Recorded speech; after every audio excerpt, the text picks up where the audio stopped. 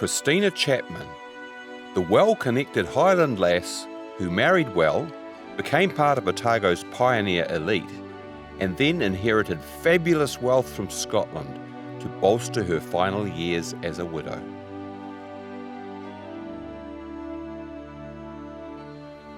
Christina Finlayson's life story is very different to that of most of her fellow Otago pioneers. She was born here in the Highlands in 1823, but to a gentry family.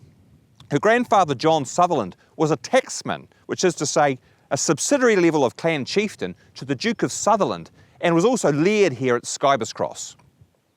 But the family's fortunes took a turn for the worse in the early 1800s when John Sutherland opposed the Sutherland estate's infamous clearance schemes in that early 1800s period. And in retribution, he was turned off his land here at Strathbrora in 1818. He was replaced as a tenant after hundreds of years of family occupation by a shepherd from the borders who became wealthy farming sheep here in place of the traditional Highland tenantry's rearing of black cattle.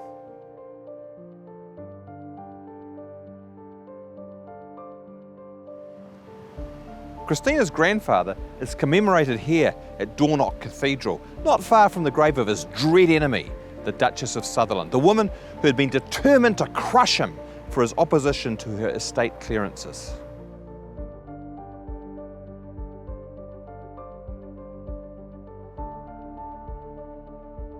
Christina herself was born here at Cullis House in Ross-shire in 1823, but after her mother died, possibly in childbirth, her widowed father took Christina and her sister Maxwell down to London, where the family had long maintained a presence. By 1845, though, she was back in Scotland, marrying an up-and-coming lawyer from Aberdeen, Robert Chapman, in Edinburgh.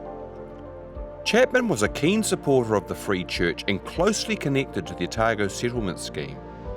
He was one of the first to buy an Otago land package, which had entitled him to free passage on a ship to Otago.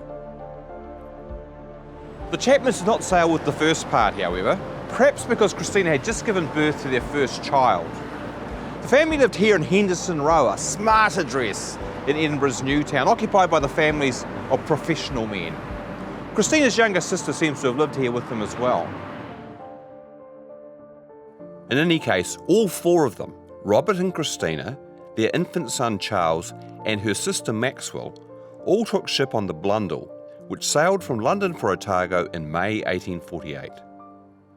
Robert's brother George and his wife Isabella also went, and surprisingly, given their background, all travelled in steerage class with the rest of the Otago immigrants. On arrival, they took up their pre-purchase section in North East Valley. Robert Chapman didn't intend to be a farmer, however, and soon after he arrived, he took up the first of a number of official appointments, mainly legal ones in the local bureaucracy, that soon made him a mover and shaker in local officialdom. Christina, meanwhile, looked after their home and raised their 5 children. So far, so early settler normal. The Chapmans moved from house to house. First a basic one in Princes Street, then another in North East Valley, next a fern tree cottage in Royal Terrace,